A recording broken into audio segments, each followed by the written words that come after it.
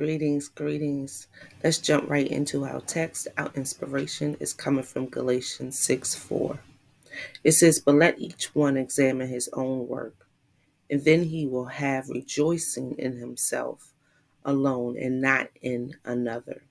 The word of God is already blessed. So when I think about this verse, I can't help but to think about comparison.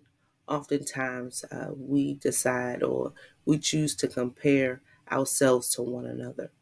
But the Word of God doesn't want us to compare ourselves to each other, but instead do a comparison, a self examination, self reflection of how our life aligns with Christ. And so, if we were to look at this same verse in the NLT version, it says, "Pay careful attention to your own work, for then you will get the satisfaction of a job well done, and you won't need to compare yourself to another. For each of us are responsible for our own conduct." And so when I think about this, right, it says when you do your very best, you feel good about the results, right? And you don't need to compare yourself with others.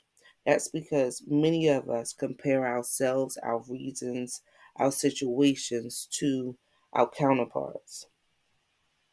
And some people often, based on their flaws, their own inadequacies, their own self esteem, try to put you down because they're down. But God doesn't want us to do that. He wants us to build one another up. So he wants us to have that reassurance in him and is found in him, not in other people, and not necessarily the things that we do well or the things that we know we're good at. Because we know that our sufficiency comes from God, right?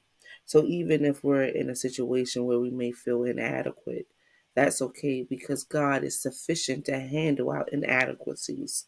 I believe that God would never bring us to a place where He's not able to or not willing to lead us through it.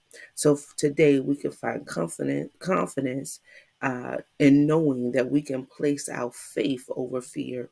We can place our faith over the things that we don't think that we can do good in.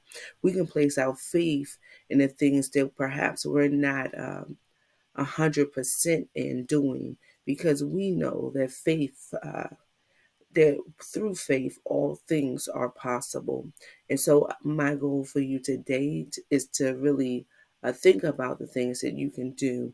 And when you do have those bouts of inadequacies and fear, to place your trust, your hope, your faith in God, knowing and trusting that He will give you what you need and what you stand in the need of to face the next thing, to face the next challenge, and continue to go through. So don't lose hope. Continue to persevere. Place your faith and your trust in the one who has the compassion, the capacity to take care of everything in our lives. See, when you're tempted to compare yourself with others, our goal really is to look at Jesus. Jesus should be the ultimate example. His example should really inspire us to do our very, very best. And his loving acceptance, it will then comfort us and we don't have to fall short in our expectations.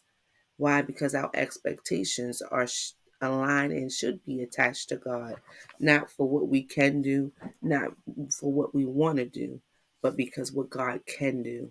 So I hope this word blessed you. Uh, I'll see you real soon. Keep persevering, keep striving, keep self examining, and help build someone up, not tear them down. God bless.